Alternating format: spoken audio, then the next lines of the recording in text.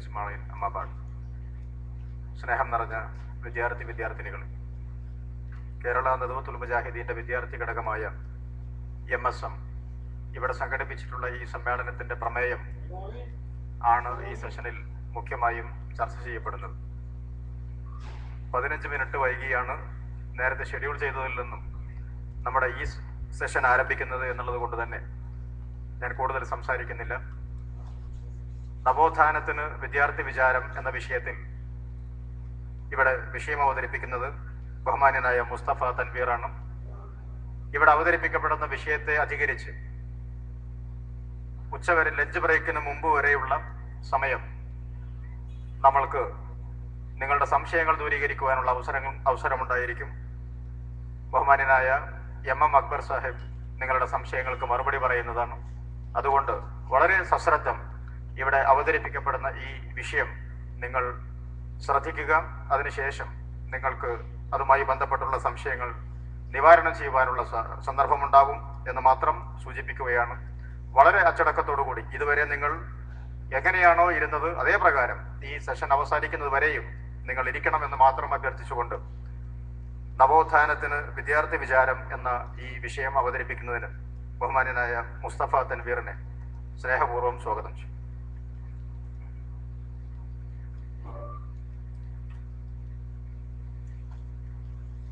അസ്സലാമു അലൈക്കും വറഹ്മത്തുള്ളാഹി.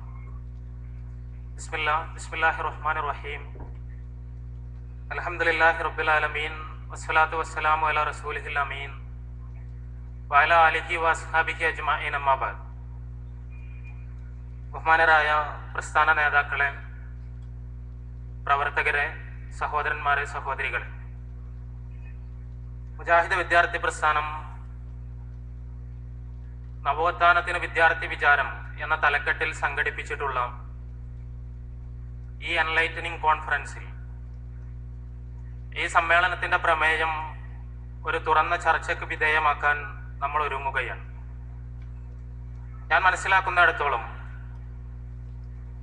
കേരളത്തിലെ മുസ്ലിം നവോത്ഥാന ചരിത്രത്തിന്റെ നേരവകാശികൾ, കേരളത്തിലെ മുസ്ലിം നവോത്ഥാനത്തിന് നെടുനായകത്വം വഹിച്ച കോഴിക്കോട് പോലൊരു പട്ടണത്തിൽ നവോത്ഥാനത്തിന്റെ അർത്ഥവിചാരങ്ങളെ തലനാരിയ കയറി ചർച്ച ചെയ്യുന്ന ഇത്തരമൊരു സെഷൻ നമ്മുടെ ഇന്നത്തെ സാമൂഹ്യ സാഹചര്യത്തിൽ പ്രത്യേകമായ പ്രസക്തി അർഹിക്കുന്നുണ്ട്. നവോത്ഥാനം എന്ന പദം വ്യത്യസ്തങ്ങളായ അർത്ഥങ്ങളിലും വിവക്ഷകളിലും പ്രയോഗിക്കപ്പെടാറുണ്ട് എന്ന് നമുക്കറിയാം. കേവല ഭൗതികവാദികളുടെ വീക്ഷണത്തിൽ മതത്തിന്റെയും സദാചാരത്തിന്റെയും എല്ലാം കെട്ടുകൾ പൊട്ടിച്ചുകൊണ്ടുള്ള ഒരു തുറന്ന പുരോഗമനത്തിലേക്കുള്ള പ്രയാണമാണ് നവോത്ഥാനം കൊണ്ട് വിവക്ഷിക്കപ്പെടുന്നത്. ഒരു മതസാമൂഹികതയിൽ നിന്ന് മതേതരമായ യുക്തിവിചാരങ്ങളിലേക്ക് ഒരു സമൂഹം നടക്കുമ്പോഴാണ് നവോത്ഥാനം സംഭവിക്കുന്നത് എന്ന് ഭൗതികവാദികളായ ചിന്തകന്മാർ വിചാരിക്കുന്നു. എന്നാൽ ഇസ്ലാമികമായ വീക്ഷണത്തിൽ ആത്മീയവും സാംസ്കാരികവും സാമ്പത്തികവും സാമൂഹ്യവും രാഷ്ട്രീയവുമായ രംഗങ്ങളിൽ അധപ്പതനാവസ്ഥയിലായൊരു സമൂഹം, ആ സമൂഹം മനുഷ്യത്വം വീണ്ടെടുത്ത് പുരോഗതിയിലേക്ക് വഴി നടക്കുന്നതിന്റെ പേരാണ് നവോത്ഥാനം.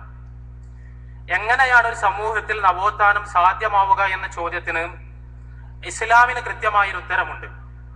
ഇസ്ലാം പഠിപ്പിക്കുന്നത് ദൈവിക മാർഗദർശനത്തിലേക്ക്, പടച്ച തമ്പുരാന്റെ വഹിയിലേക്ക്, ഇന്ന് നിലനിൽക്കുന്ന വഹിയിന്റെ സ്രോതസ്സുകളായ പരിശുദ്ധ ഖുർആനിലേക്കും തിരുസുന്നത്തിലേക്കും ഒരു സമൂഹം പൂർണ്ണമായി മടങ്ങുമ്പോൾ മാത്രമാണ് ആ സമൂഹത്തിൽ സമഗ്രവും സമ്പൂർണവുമായ നവോത്ഥാനം സംഭവിക്കുന്നത് എന്ന് ഇസ്ലാം നിരീക്ഷിക്കുന്നു. ഇത് ഇസ്ലാമിന്റെ കേവലമായ ഒരു അവകാശവാദമല്ല. പരിശുദ്ധ ഖുർആനിന്റെ തത്വങ്ങളിലേക്ക് മടങ്ങിയാൽ സമൂഹത്തിൽ സമഗ്രമായ നവോത്ഥാനം സംഭവിക്കുമെന്ന് ചരിത്രത്തിൽ കാണിച്ചു കൊടുത്തിട്ടുള്ള വേദഗ്രന്ഥമാണ് പരിശുദ്ധ ഖുർആൻ. പരിശുദ്ധ ഖുർആനുമായി മുഹമ്മദ് റസൂലുള്ളാഹി സ്വല്ലല്ലാഹു അലൈഹി വസല്ലം കടന്നു വരുന്ന സമയത്ത് അറേബ്യയിലെ സമൂഹത്തിന്റെ ചിത്രം ലോകത്തിന് മുന്നിൽ ഉറക്കെ പറയാൻ പോലും പറ്റാത്ത വിധം അതിജീർണമായിരുന്നു എന്ന് നമുക്കെല്ലാം അറിയാം. കള്ളുകുടിയന്മാരും പെണ്ണുപിടിയന്മാരും രക്തദാഹികളും യുദ്ധക്കൊതിയന്മാരും ഗോത്രവൈരം തലയിലേറ്റി നടന്നവരും എല്ലാതരം വിജ്ഞാനങ്ങളോടും പുറംതിരിഞ്ഞു നിന്നവരുമെല്ലാമായ, സാംസ്കാരികമായും മതപരമായും പൂർണ്ണമായും അധപ്പതിച്ച, വിഗ്രഹാരാധനയും ശവകുടീര പൂജയും അടക്കമുള്ള അന്ധവിശ്വാസങ്ങളിലേക്ക് ആപതിച്ച ഒരു ജീർണിച്ച സമൂഹമായിരുന്നു അറേബ്യയിലെ സമൂഹം. ആ സമൂഹത്തെ കേവലം 23 വർഷക്കാലം കൊണ്ട് ലോകത്തെ ഏറ്റവും ഉത്തമ സമുദായമായി വാർത്തെടുത്ത പരിവർത്തിപ്പിച്ച ചരിത്രത്തിൽ അത്ഭുതങ്ങൾ സൃഷ്ടിച്ച വേദഗ്രന്ഥമാണ് പരിശുദ്ധ ഖുർആൻ. മുഹമ്മദ് റസൂലുള്ളാഹി സ്വല്ലല്ലാഹു അലൈഹി വസല്ലം പരിശുദ്ധ ഖുർആനിന്റെ വചനങ്ങൾ ഓതിക്കൊടുത്തുകൊണ്ട് അറേബ്യയിലെ സമുദായത്തെ സംസ്കരിച്ച് അവരെ അഭിസംബോധന ചെയ്തുകൊണ്ട് പരിശുദ്ധ ഖുർആനിലെ 3-ാമത്തെ അധ്യായം സൂറത്തു ആല ഇമ്രാനിലെ 110-ാമത്തെ വചനത്തിൽ കുൻതും ഖൈറ ഉമ്മത്തിൻ ഉഖ്രിജത് ലിന്നാസ്, നിങ്ങൾ ജനങ്ങൾക്ക് ലോകർക്ക് മുഴുവൻ വേണ്ടി ഉയർപ്പിക്കപ്പെട്ട ഉത്തമ സമുദായമാകുന്നു എന്ന് പടച്ച തമ്പുരാനെ പ്രഖ്യാപിക്കുവാൻ കഴിയുന്ന വിധത്തിൽ ആ സമൂഹത്തെ പരിവർത്തിപ്പിക്കുവാൻ പരിശുദ്ധ ഖുർആനിന്റെ ആശയങ്ങൾക്ക് കഴിഞ്ഞു. ഇത് കഴിഞ്ഞത് കേവലമായ മനുഷ്യന്റെ യുക്തി വിചാരങ്ങൾക്കപ്പുറത്ത് പടച്ച തമ്പുരാൻ അവതരിപ്പിച്ച വഹിയിലേക്ക്, വേദഗ്രന്ഥത്തിലേക്ക്, ആ വേദഗ്രന്ഥത്തിന്റെ പ്രായോഗിക വിശദീകരണമായ മുഹമ്മദ് റസൂലുള്ളാഹി സ്വല്ലല്ലാഹു അലൈഹി വസല്ലമയുടെ ജീവിതചര്യയിലേക്ക് അറേബ്യയിലെ ജനങ്ങൾക്ക് തിരിഞ്ഞു നടക്കാൻ കഴിഞ്ഞത് കൊണ്ടാണ് എന്ന് ഇസ്ലാമിക ചരിത്രത്തിന്റെ കേവലമായൊരു വായന തന്നെ നമ്മെ ബോധ്യപ്പെടുത്തും. കേരളത്തെ സംബന്ധിച്ചിടത്തോളം കേരളത്തിലേക്ക് ഇസ്ലാം കടന്നു വന്നത് തന്നെ യഥാർത്ഥത്തിൽ ശക്തമായ നവോത്ഥാന പ്രക്രിയക്ക് നേതൃത്വം കൊടുത്തുകൊണ്ടാണ്. കേരളത്തിലേക്ക് ഇസ്ലാം കടന്നു വരുന്ന സമയത്ത് റസൂലുള്ളാഹി സ്വല്ലല്ലാഹു അലൈഹി വസല്ലമയുടെ കാലത്ത് തന്നെ കേരളത്തിലേക്ക് കടന്നു വന്ന ഇസ്ലാം, ആ ഇസ്ലാമിനെ ഇവിടെ അഭിമുഖീകരിക്കേണ്ടി വന്ന സാമൂഹിക സാഹചര്യം, ഒരു വശത്ത് ബഹുദൈവാരാധനയിൽ, വിഗ്രഹാരാധനയിൽ, ജ്യോതിഷത്തിൽ, ശകുനം നോക്കലിൽ, അങ്ങനെ ബഹുദൈവാരാധനയുടെ അന്ധവിശ്വാസത്തിന്റെ സകല രൂപങ്ങളും നടമാടിയിരുന്ന ഒരു സമൂഹം, മറുവശത്ത് ജാതി വ്യവസ്ഥയുടെ കരാളഹസ്തങ്ങളിൽ കിടന്നു പിടഞ്ഞിരുന്ന ഇവിടുത്തെ അവർണരായ അധസ്ഥിതരായ ആളുകൾ, അവർക്ക് നേരെയുള്ള മേൽക്കിടക്കാരുടെ ചൂഷണങ്ങൾക്ക് സവർണർ അവരുടെ മേൽ അടിച്ചേൽപ്പിച്ചിരുന്ന നാനാതരം ചൂഷണങ്ങൾക്ക് മതത്തിൻ്റെതായ പരിവേഷമുണ്ടായിരുന്നു. ദൈവത്തിൽ നിന്ന് കുത്തകാധികാരമായി തങ്ങൾക്ക് ലഭിച്ചതാണ് ഈ ചൂഷണത്തിനുള്ള സ്വാതന്ത്ര്യമെന്നും താഴ്ന്ന ജാതിക്കാരെ സകല വിധേനയും അടിച്ചമർത്താനുള്ള അവകാശം ദൈവം തമ്പുരാൻ തന്നെ തങ്ങൾക്ക് നൽകിയിട്ടുണ്ട് എന്നും വാദിച്ച ബ്രാഹ്മണർ ഇവിടുത്തെ അവർണരെ അവർക്ക് കഴിയാവുന്ന രീതിയിലെല്ലാം പീഡിപ്പിച്ചു കൊണ്ടിരുന്ന ഒരു സമയത്താണ് ഇസ്ലാം കേരളത്തിലേക്ക് കടന്നു വരുന്നത്.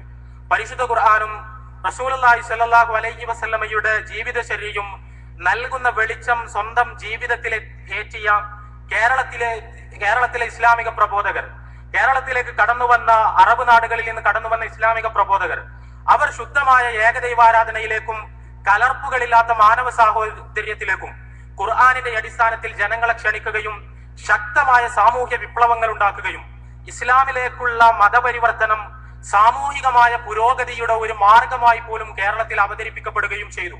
ഇസ്ലാമിക പ്രബോധനം വഴി കേരളത്തിൽ അതിശക്തമായ സാമൂഹ്യ നവോത്ഥാനമാണ് ഉണ്ടായത് എന്ന് ചുരുക്കം. എന്നാൽ പിൽക്കാലത്ത് ഇതേ ഇസ്ലാമിന്റെ അനുയായികൾക്കിടയിലേക്ക് പല രീതിയിൽ ജീർണതകൾ കടന്നു വരാൻ തുടങ്ങി. അത് വിശദമായി ചർച്ച ചെയ്യാൻ സമയം എന്നെ അനുവദിക്കുന്നില്ല. പല കാരണങ്ങളും അതിനുണ്ട്. വളരെ പ്രധാനപ്പെട്ട ഒരു കാരണമായി നമുക്ക് ചൂണ്ടിക്കാണിക്കാൻ കഴിയുന്ന ഒരു കാര്യം, അന്നത്തെ കേരളത്തിൽ ജാതി വ്യവസ്ഥയുടെ കരാളഹസ്തങ്ങളിൽ കിടന്ന് പിടഞ്ഞിരുന്ന അവർണർ, ആ അവർണരിൽ പലരും ഇസ്ലാമിലേക്ക് കൂട്ടം കൂട്ടമായി കടന്നു വരുന്ന സ്ഥിതിവിശേഷമുണ്ടായി. പ്രത്യേകിച്ചും മമ്പുറത്ത് സയ്യിദ് അലവി തങ്ങളുടെ നേതൃത്വത്തിൽ മുസ്ലിം സമുദായത്തിൽ പ്രത്യേകമായ രീതിയിലുള്ള നവജാഗരണ പ്രവർത്തനങ്ങൾ നടന്നുകൊണ്ടിരുന്ന സമയത്ത് കേരളത്തിലെ മുസ്ലിം സമുദായത്തിൽ ഒരു വലിയ ജനസംഖ്യാ വിസ്ഫോടനം ഉണ്ടായി. ആ ജനസംഖ്യാ വിസ്ഫോടനത്തിന്റെ കാരണം യഥാർത്ഥത്തിൽ കേരളത്തിലെ മുസ്ലിങ്ങൾക്കിടയിലേക്ക് മുസ്ലിം കുടുംബങ്ങളിൽ ധാരാളമായി പ്രജനനം നടന്നതായിരുന്നില്ല. മറിച്ച് അന്നത്തെ അവർണർക്കിടയിൽ നിന്ന് മാനവ സാഹോദര്യം കൊതിച്ച്, ഐത്തത്തിൽ നിന്ന്, തൊടലിൽ നിന്ന്, തീണ്ടലിൽ നിന്ന് മോചനം കൊതിച്ച് ധാരാളക്കണക്കിന് ആളുകൾ കേരളത്തിലെ മുസ്ലിം സമുദായത്തിലേക്ക് ഇസ്ലാം സ്വീകരിച്ചുകൊണ്ട് കടന്നു വന്ന സ്ഥിതിവിശേഷം. അത്തരമൊരു അവസ്ഥയിൽ ഇസ്ലാമിന്റെ മാനവ സാഹോദര്യം കണ്ട് ഇസ്ലാമിലേക്ക് കടന്നു വന്ന ആളുകൾ പലരും ഇസ്ലാമിന്റെ വിശ്വാസങ്ങളെ കുറിച്ച്, ഇസ്ലാമിന്റെ കർമ്മരീതികളെ കുറിച്ച്, അവയിൽ പുലർത്തേണ്ട വിശുദ്ധിയെ കുറിച്ച് വേണ്ടത്ര ബോധവാന്മാരായിരുന്നില്ല. അതുകൊണ്ട് തന്നെ ഇസ്ലാമിലേക്ക് കടന്നു വന്ന കൂട്ടം കൂട്ടമായി കടന്നു വന്ന ഈ ആളുകൾ അവർ പൂർവികമായി ആചരിച്ചിരുന്ന വിശ്വാസങ്ങളും ആചാരങ്ങളും ഉത്സവങ്ങളും ചടങ്ങുകളുമെല്ലാം മതത്തിനകത്തേക്ക്, സമുദായത്തിനകത്തേക്ക് കടത്തിക്കൊണ്ടുവരുന്ന സ്ഥിതിവിശേഷം ഉണ്ടായി. മമ്പുറം സയ്യിദ് അലവി തങ്ങളുടെ നേതൃത്വത്തിൽ അദ്ദേഹത്തിന്റെ പള്ളി കേന്ദ്രീകരിച്ചുകൊണ്ട് ഇസ്ലാമിലേക്ക് പുതുതായി കടന്നു വന്ന ഇത്തരത്തിലുള്ള ആളുകളെ അഭിസംബോധന ചെയ്തുകൊണ്ട് പരിശുദ്ധ ഖുർആനും തിരുസുന്നത്തും മുന്നോട്ട് വെക്കുന്ന ഇസ്ലാമിക തനിമയിലേക്ക് തിരിച്ചു പോകേണ്ടതിന്റെ ആവശ്യകത അവരെ ബോധ്യപ്പെടുത്തുവാനുള്ള പരിശ്രമങ്ങൾ ഉണ്ടായെങ്കിലും ആ പരിശ്രമങ്ങൾ പലപ്പോഴും പരാജയപ്പെടുകയാണ് ചെയ്തത്. അതോടുകൂടി ഇവിടുത്തെ ഹിന്ദുമതത്തിന്റെ ആചാരങ്ങളും അവരുടെ വിശ്വാസങ്ങളും അന്ധവിശ്വാസങ്ങളും വിഗ്രഹാരാധനക്ക് സമാനമായ ശവകുടീര പൂജയുമെല്ലാം മുസ്ലിം സമുദായത്തിലേക്ക് മെല്ലെ മെല്ലെ പടർന്നു കയറി. ഈ പടർന്നു കയറ്റത്തിന് ഗതിവേഗം വർദ്ധിച്ചത് ഏകദേശം 18-ാം നൂറ്റാണ്ടിലാണ്.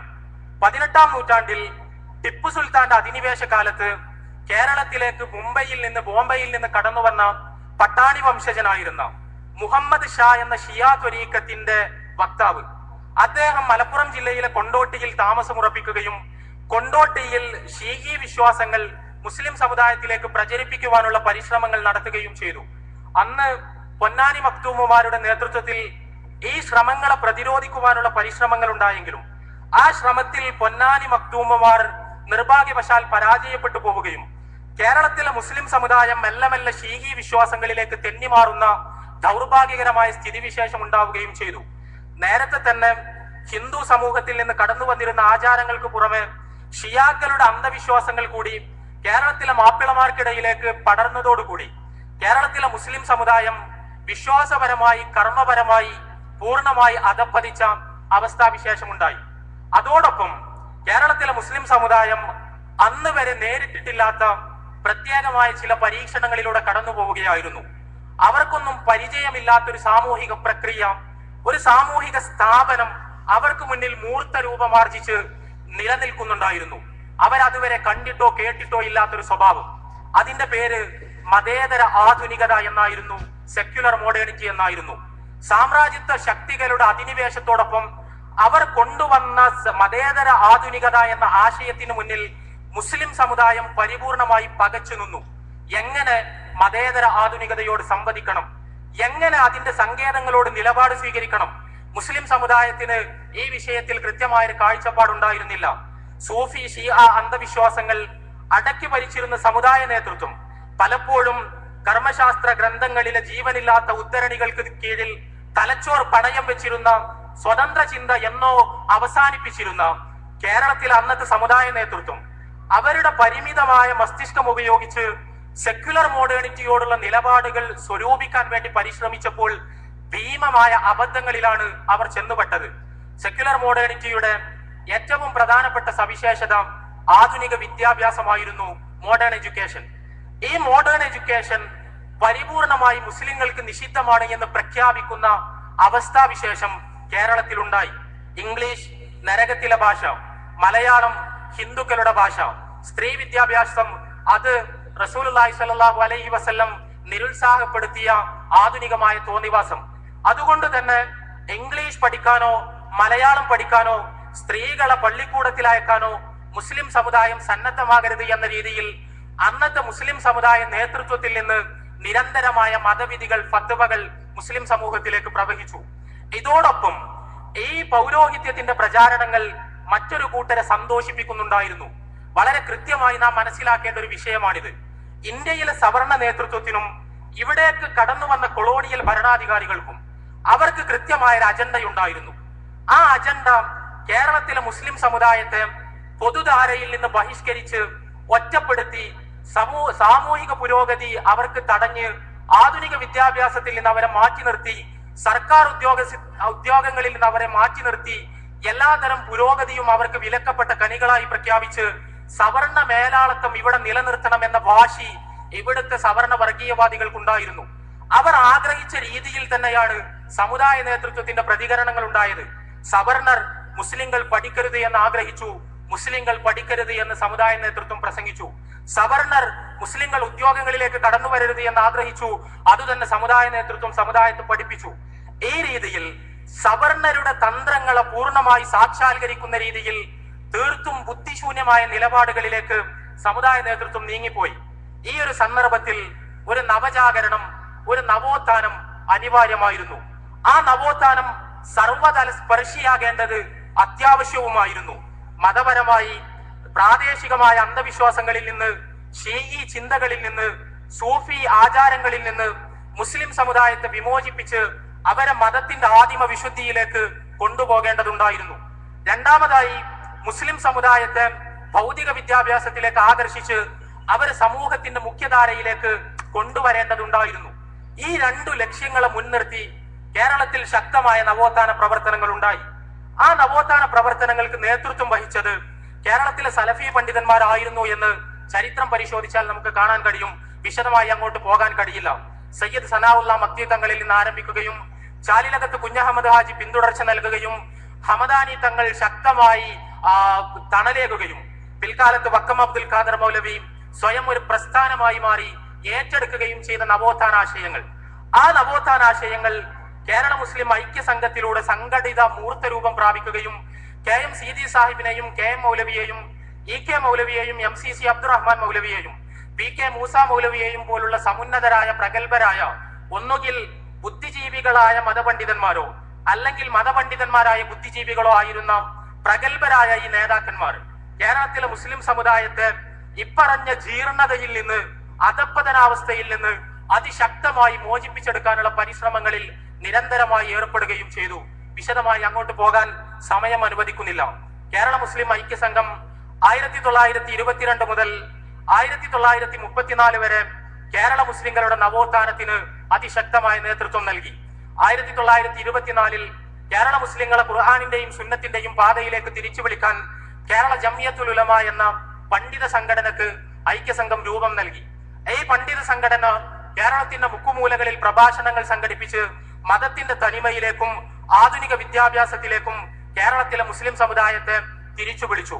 പിൽക്കാലത്ത് 1934 കേരള മുസ്ലിം ഐക്യ സംഘത്തിനകത്ത് ഉണ്ടായ ചില അഭിപ്രായ വ്യത്യാസങ്ങൾ, രാഷ്ട്രീയമായ അഭിപ്രായ വ്യത്യാസങ്ങൾ, ആ അഭിപ്രായ വ്യത്യാസങ്ങളുടെ പേരിൽ കേരള മുസ്ലിം ഐക്യ സംഘം ചരിത്രത്തിൽ നിന്ന് എന്നേക്കുമായി അപ്രത്യക്ഷമാവുകയും കേരള മുസ്ലിം ഐക്യ സംഘത്തിന്റെ നേതാക്കന്മാർ വ്യത്യസ്തങ്ങളായ സംഘടനകളിൽ പ്രവർത്തിച്ചുകൊണ്ട് നവോത്ഥാന പ്രവർത്തനങ്ങൾക്ക് പിന്തുടർച്ചയുണ്ടാക്കാൻ വേണ്ടി പരിശ്രമിക്കുകയും ചെയ്തു. ഒരു വശത്ത് കേരള ജംഇയ്യത്തുൽ ഉലമ അതിശക്തമായി സലഫി ആദർശ പ്രബോധനം നിർവഹിച്ച് ജനങ്ങളെ ഖുർആനിലേക്കും സുന്നത്തിലേക്കും ക്ഷണിച്ചപ്പോൾ അതിന്റെ കൂടെ തന്നെ കേരളത്തിലെ മുസ്ലിങ്ങളെ ആധുനിക വിദ്യാഭ്യാസത്തിലേക്ക് ക്ഷണിക്കാനുള്ള അതിശക്തമായ പരിശ്രമങ്ങൾ പല സംഘടനകളെയും ഉപയോഗപ്പെടുത്തി സലഫി നേതാക്കളും ബുദ്ധിജീവികളും നിർവഹിച്ചു. ഈ സമയം കേരള മുസ്ലിം ഐക്യ സംഘത്തിന്റെ അസ്തമനത്തിനു ശേഷമുള്ള സമയം കേരളത്തിലെ മുസ്ലിം സമുദായം എന്നല്ല, കേരളത്തിലെ പൊതുസമൂഹം തന്നെ ഒരു പുതിയ ലോകത്തേക്ക് ചിറകടിച്ചുയർന്നുകൊണ്ടിരുന്ന ഒരു സമയമാണ്. ഇന്ത്യ സ്വതന്ത്രമാകാൻ പോകുന്നു. ഒരു ജനാധിപത്യ മതേതര രാഷ്ട്രം ഇന്ത്യയിൽ നിലവിൽ വരാൻ പോകുന്നു. ആ ജനാധിപത്യ മതേതര രാഷ്ട്രം ഭരിക്കുന്നത് പൊതു തെരഞ്ഞെടുപ്പിലൂടെ അധികാരത്തിൽ വരുന്നവരായിരിക്കും. അവിടുത്തെ നിയമങ്ങൾ നിർമ്മിക്കുന്നത് അങ്ങനെ അധികാരത്തിൽ വരുന്ന ഭരണകൂടമായിരിക്കും എന്നെല്ലാമുള്ള ആശയങ്ങൾ മുസ്ലിം സമൂഹത്തിൽ പതുക്കെ പ്രചരിക്കാൻ തുടങ്ങി. സന്ദർഭത്തോട് ഏറ്റവും സക്രിയമായി പ്രതികരിച്ചുകൊണ്ട് അന്നത്തെ കേരളത്തിലെ സലഫി ബുദ്ധിജീവികൾ അവർ അതിശക്തമായി രംഗത്ത് വന്നുകൊണ്ട് കേരളത്തിലെ മുസ്ലിങ്ങളോട് പറഞ്ഞു, മുസ്ലിങ്ങളെ നിങ്ങൾ രാഷ്ട്രീയമായി സംഘടിക്കണം, നിങ്ങൾ രാഷ്ട്രീയ പാർട്ടികളിൽ പ്രവർത്തിക്കണം. ഇന്ത്യ ഒരു സെക്യുലർ ജനാധിപത്യ രാഷ്ട്രമായി മാറാൻ പോകുന്നു. ആ സെക്യുലർ ജനാധിപത്യ രാഷ്ട്രത്തിൽ മുസ്ലിങ്ങളുടെ അവകാശങ്ങൾ സംരക്ഷിക്കണമെങ്കിൽ ഭരണത്തിൽ നമുക്ക് പങ്കാളിത്തം ഉണ്ടാകണം. ആ പങ്കാളിത്തം ലഭിക്കാൻ രാഷ്ട്രീയ പ്രവേശനം അനിവാര്യമാണ്. രാഷ്ട്രീയ സംഘടനകൾ ഉണ്ടാക്കി, മുസ്ലിം സമുദായത്തിൽ രാഷ്ട്രീയ സാക്ഷരതയുണ്ടാക്കി, മുസ്ലിം സമുദായത്തിന്റെ അവകാശങ്ങൾക്ക് വേണ്ടി പോരാടുന്ന സ്ഥിതിവിശേഷം ഉണ്ടാകണം എന്നവർ ഉത്ബോധിപ്പിച്ചു, പ്രായോഗികമായി മാതൃക കാണിച്ചു.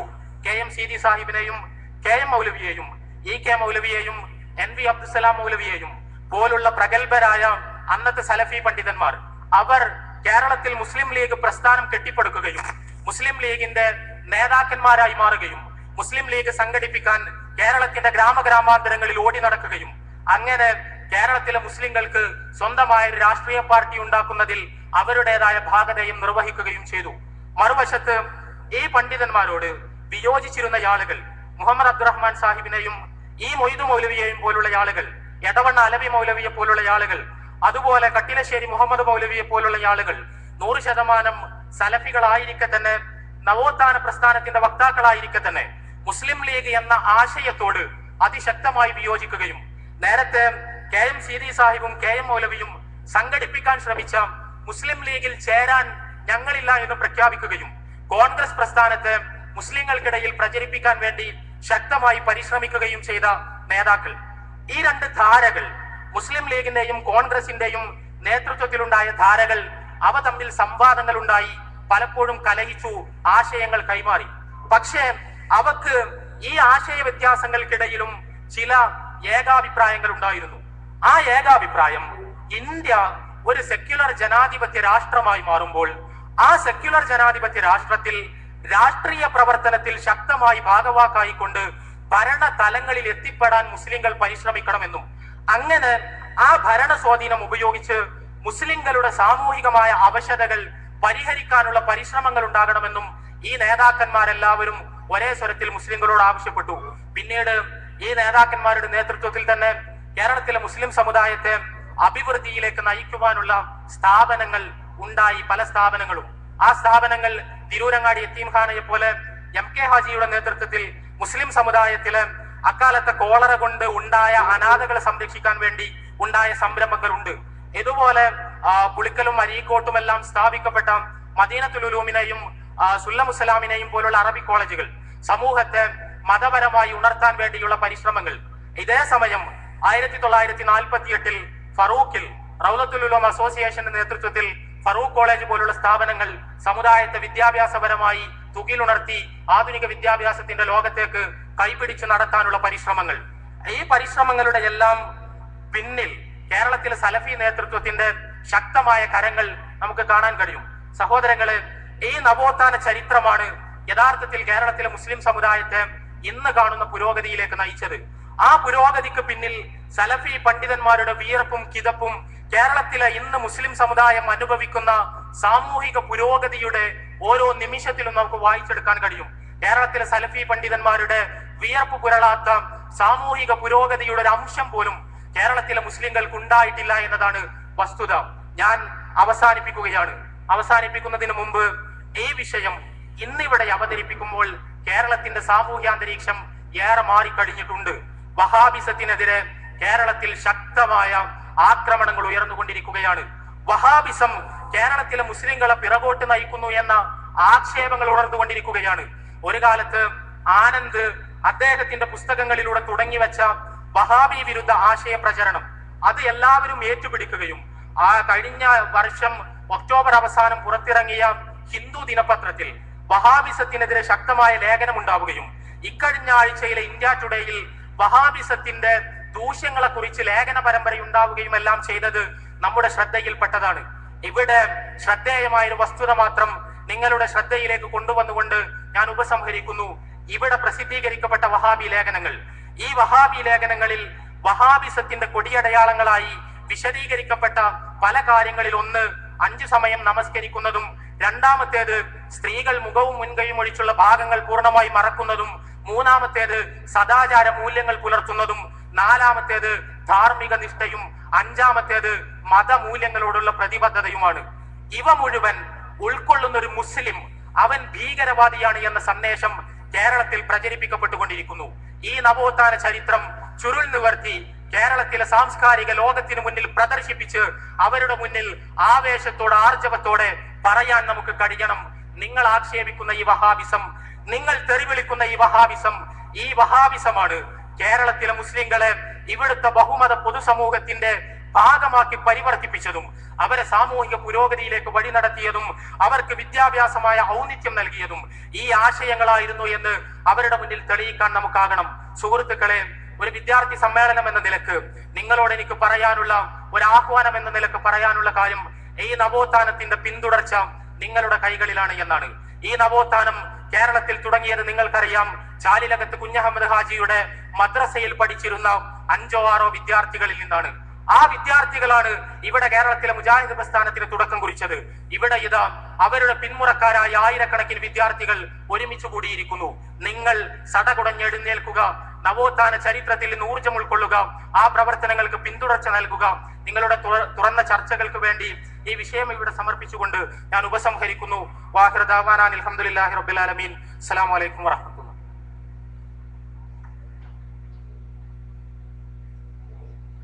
സമയത്തിന്റെ പരിമിതി കാരണം വളരെ ചുരുങ്ങിയ സമയത്തിനുള്ളിൽ തന്നെ എങ്കിലും കേരളീയ മുസ്ലിം സമൂഹത്തിന്റെ കഴിഞ്ഞകാല നവോത്ഥാന ചരിത്രം കൃത്യമായ ചരിത്ര വസ്തുതകളുടെ അടിസ്ഥാനത്തിൽ വളരെ ലളിതമായി അവതരിപ്പിക്കുകയാണ് ബഹുമാന്യനായ മുസ്തഫ തൻവീർ ചെയ്തത്. നിങ്ങൾ ശ്രദ്ധിച്ചു കാണും. നിങ്ങൾ ഇന്നിരിക്കുന്ന വിദ്യാഭ്യാസ പുരോഗതിയുടെയും മതപരമായ ഔന്നത്യത്തിന്റെയും പുറകിൽ അതിന്റെ കഴിഞ്ഞകാല ചരിത്രമാണ് നിങ്ങളുടെ മുന്നിൽ അനാവരണം ചെയ്യപ്പെട്ടത്. ഈ അവതരിപ്പിക്കപ്പെട്ട വിഷയത്തെ അടിസ്ഥാനമാക്കിയുള്ള നിങ്ങളുടെ സംശയങ്ങൾ ദൂരീകരിക്കുവാനാണ് ബഹുമാന്യനായ MM അക്ബർ സാഹിബ് ഇവിടെ എത്തിയിട്ടുള്ളത്. നേരിട്ട് ഈ സംശയ നിവാരണ സെഷനിലേക്ക് കടക്കുകയാണ്. സംശയം ചോദിക്കുവാനുള്ള ആളുകൾക്ക് ഏറ്റവും മുൻനിരയിൽ അതിനുള്ള സംവിധാനം ഒരുക്കിയിട്ടുണ്ട്. ഒന്നാമത്തെ ചോദ്യം ചോദിക്കാവുന്നു. അസ്സലാമു അലൈക്കും. എൻ്റെ പേര് മുഹമ്മദ് ജാബിർ. ഇപ്പോൾ ആഗോളതലത്തിൽ തന്നെ പശ്ചിമേഷ്യൻ രാഷ്ട്രീയ പ്രതിസന്ധിയും ഇസ്ലാമിസ്റ്റുകളുടെ ഇടപെടലുകളും ഒരുപാട് ചർച്ച ചെയ്യപ്പെടുന്നു. പക്ഷേ കേരളീയ സമൂഹത്തിൽ എന്തുകൊണ്ട് ഈജിപ്തിലെ അൻസാർ സുന്ന പോലത്തുള്ള സലഫി സംഘടനകൾ രാഷ്ട്രീയ പ്രവേശനം നടത്തുന്നു? പക്ഷെ കേരളീയ സമൂഹത്തിൽ എന്തുകൊണ്ട് ഒരു വേറിട്ട രാഷ്ട്രീയ ശക്തിയായി നമുക്കല്ലേ യഥാർത്ഥത്തിൽ രാഷ്ട്രീയ നവോത്ഥാനം നടത്താൻ പറ്റുകയുള്ളൂ? അതേപോലെ ഇന്ത്യൻ സാഹചര്യത്തിൽ നിലവിലുള്ള രാഷ്ട്രീയ സംഘടനകളുമായി ഏകിച്ചേർന്ന് നാം പ്രവർത്തിക്കുന്നു. ഇതിന്റെ ഇസ്ലാമിക മാനം എന്താണ്?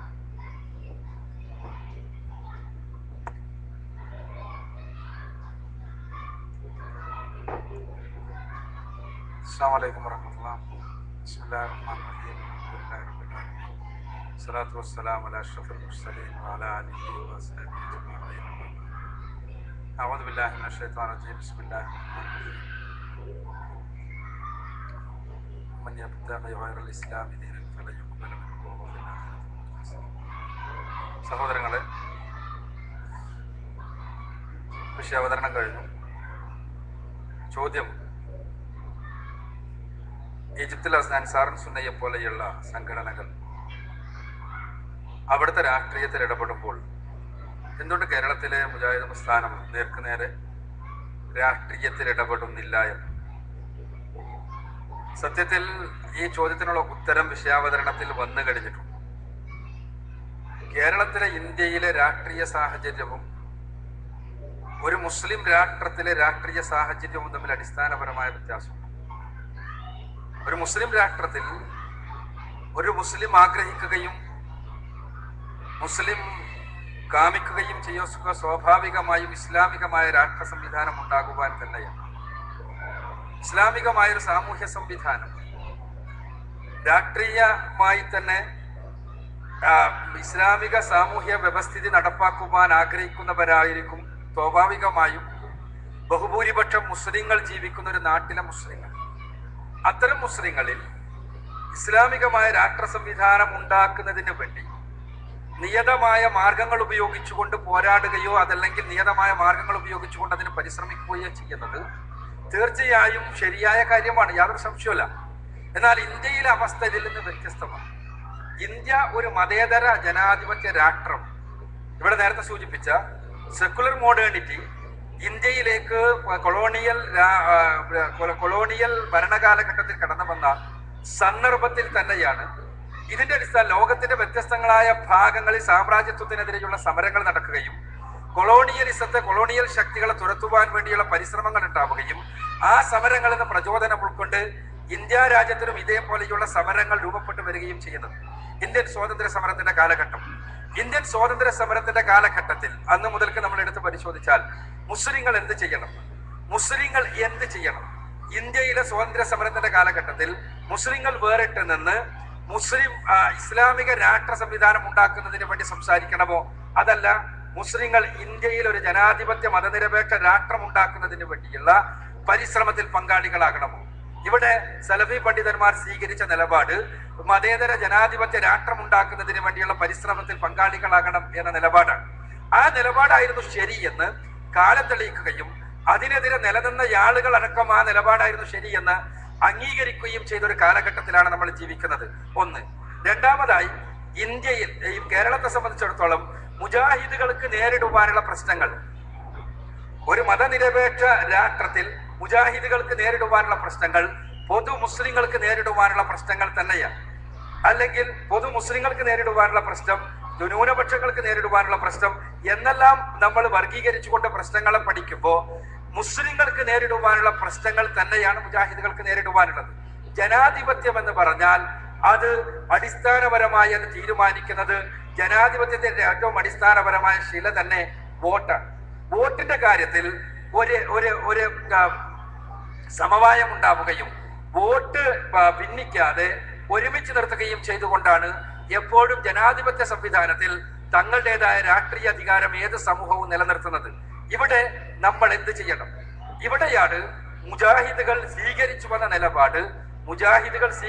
നിലപാട് കേരളത്തിലെ, ഇന്ത്യ രാജ്യത്തിലെ നിലവിലുള്ള രാഷ്ട്രീയ പ്രസ്ഥാനങ്ങളിൽ, അത് മതവിരുദ്ധമല്ലാത്ത രാഷ്ട്രീയ പ്രസ്ഥാനങ്ങളിൽ, ഇസ്ലാം വിരുദ്ധമല്ലാത്ത രാഷ്ട്രീയ പ്രസ്ഥാനങ്ങളിൽ ഇസ്ലാമികമായ വ്യക്തിത്വം നിലനിർത്തിക്കൊണ്ട് പങ്കാളികളാവുകയും ഇന്ത്യയുടെ, കേരളത്തിന്റെ രാഷ്ട്ര പ്രാദേശിക പുനർനിർമ്മാണ പ്രക്രിയയിൽ നമ്മുടേതായ പങ്കുവഹിക്കുവാൻ പരിശ്രമിക്കുകയും ചെയ്യുക എന്ന നിലപാടാണ്.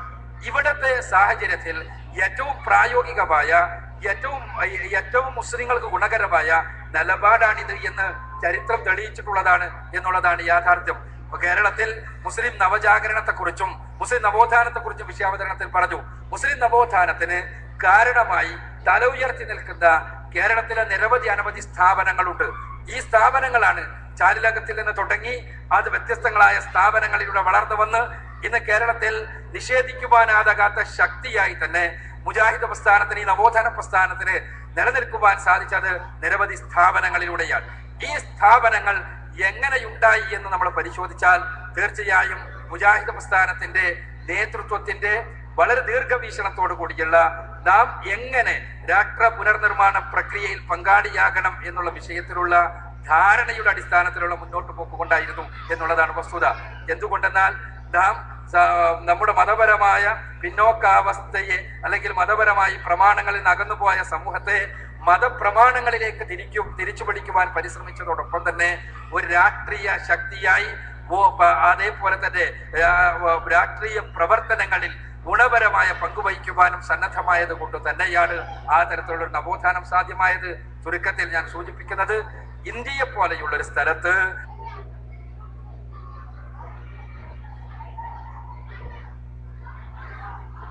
ഏറ്റവും പ്രായോഗികമായ പ്രമാണബദ്ധമായ രാഷ്ട്രീയ നിലപാട് ഇതുതന്നെയാണ് എന്നുള്ളതാണ്. അനുബന്ധമായി ഞാൻ ഒന്നുകൂടി ചേർക്കട്ടെ. ഈ അടുത്ത് അമേരിക്കയിൽ നിന്ന്, യുണൈറ്റഡ് സ്റ്റേറ്റ്സിൽ നിന്ന് കേരളത്തിലെ അറബ് നാടുകളിലേക്ക് അവരുടെ സാമൂഹ്യ പഠനങ്ങളുടെ ഭാഗമായി കടന്നു വന്ന ഒരു ടീമുമായി ബന്ധപ്പെടുവാൻ അവസരം ലഭിച്ചപ്പോ അവര് നമ്മുടെ പണ്ഡിതന്മാർ 1940-കളിൽ ചിന്തിച്ച അതേ രൂപത്തിൽ ഇന്ന് അമേരിക്കൻ മുസ്ലിം സൊസൈറ്റിയെ എങ്ങനെ രാഷ്ട്രീയമായി സാക്ഷരമാക്കാം എന്ന് ചിന്തിച്ചുകൊണ്ടിരിക്കുന്ന ഒരു സമയമാണ് എന്നുകൂടി നമ്മൾ അനുബന്ധമായി മനസ്സിലാക്കുക. നാം 1940-കളിൽ നമ്മുടെ പണ്ഡിതന്മാർ ചിന്തിച്ച ആ രീതി തന്നെയാണ് അന്താരാഷ്ട്ര തലത്തിലുള്ള മതനിരപേക്ഷ ജനാധിപത്യ സംഘങ്ങളിൽ, ജനാധിപത്യ പ്രദേശങ്ങളിൽ ജീവിക്കുന്ന ആളുകൾക്ക് ഏറ്റവും പ്രായോഗികമെന്ന് ലോക മുസ്ലിങ്ങൾ തന്നെ പ്രായോഗികമായി അംഗീകരിച്ചു കൊണ്ടിരിക്കുന്ന ഒരു കാലത്തു കൂടിയാണ് നമ്മൾ ജീവിക്കുന്നത് എന്ന് നമ്മൾ മനസ്സിലാക്കി.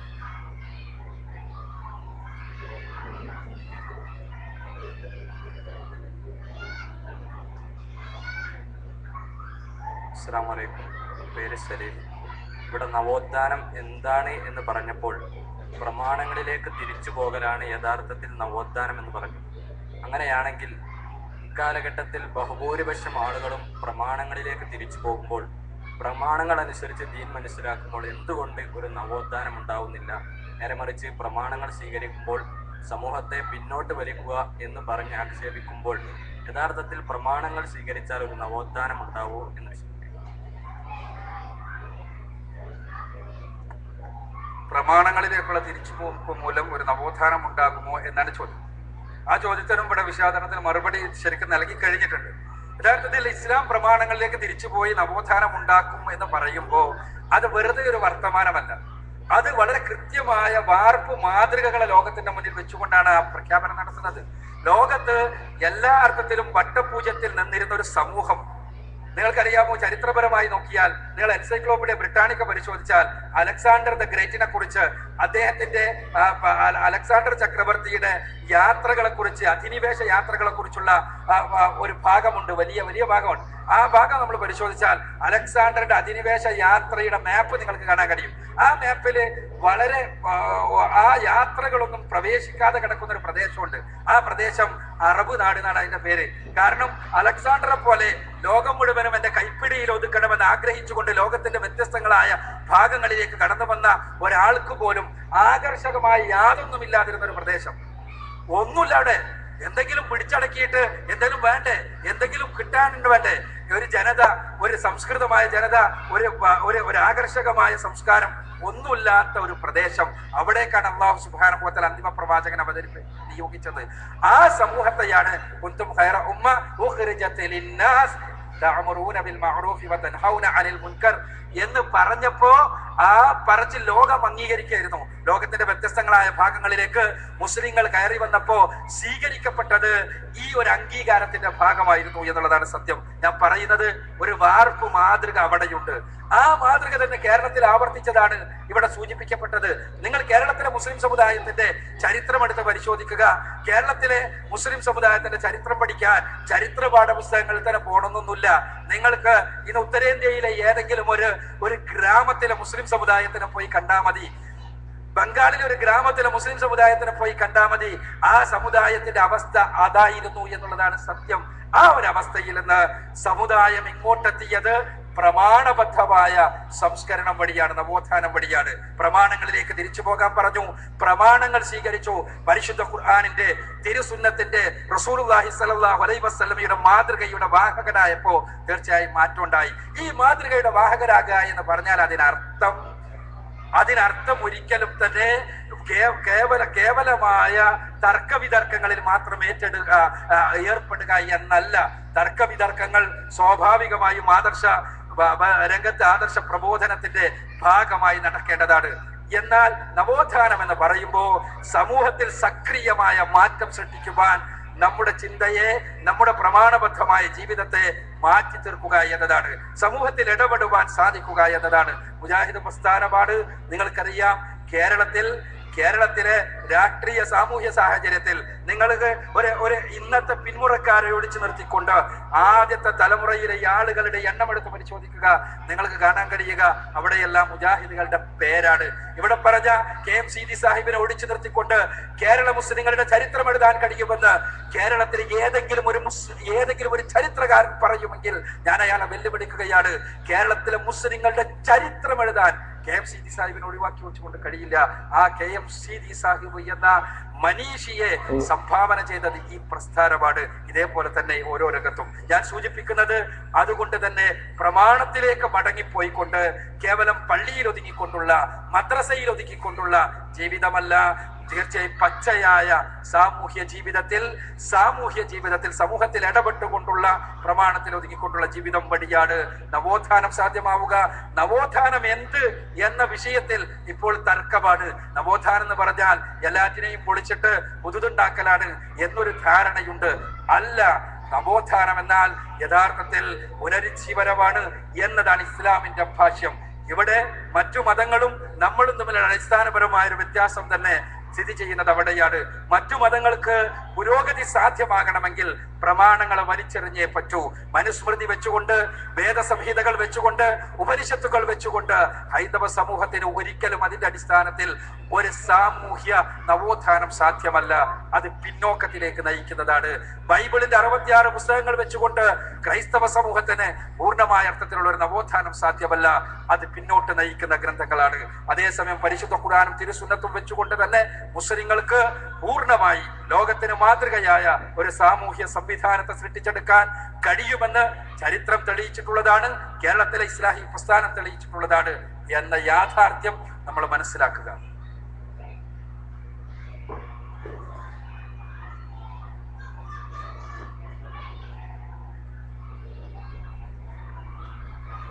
അസ്സലാമു അലൈക്കും വറഹ്മത്തുള്ളാഹി. നവോത്ഥാനത്തിന് വിദ്യാർത്ഥി വിചാരം എന്ന ഓപ്പൺ ഫോറം ചോദ്യോത്തര സെഷനിലൂടെ ഭംഗിയായി മുന്നോട്ട് പോയിക്കൊണ്ടിരിക്കുകയാണ്.